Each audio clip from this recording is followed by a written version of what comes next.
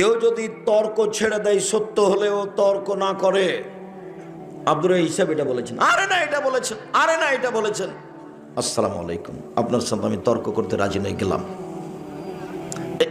এইরকম যে তর্ক ছেড়ে দিবে, আমি মোহাম্মদ সাল্লাল্লাহু আলাইহি সাল্লাম তাকে একটা জান্নাতে ঘর নিয়ে দিব। মোহাম্মদ সাল্লাল্লাহু আলাইহি সাল্লাম এই জিম্মেদারি নিয়েছেন, তা ঘোষণা দিয়েছেন। 2, ওবে বাইতিন ফি রাওয়াজিল জান্নাহ লিমান তারাকাল মিরাহ ওয়া ইন কানা মাযে। মজাক করে হলেও কেউ যদি মিথ্যা না বলে, মজাক করে হলেও কেউ যদি মিথ্যা না বলে, আমি মোহাম্মদ সাল্লাল্লাহু আলাইহি সাল্লাম তাকে জান্নাতের মাঝামাঝিতে একটা ঘর নিয়ে দেব। 3, ওয়া আলাল জান্নাহ লিমান হাসানা খুলুকাহু। যে তার চাল চলনকে ভালো করলো, আমি তাকে জান্নাতুল ফেরদাউস নিয়ে দেব। চাল চলন কি জিনিস? কেন চাল চলন তো বুঝি, ওই যে ওকে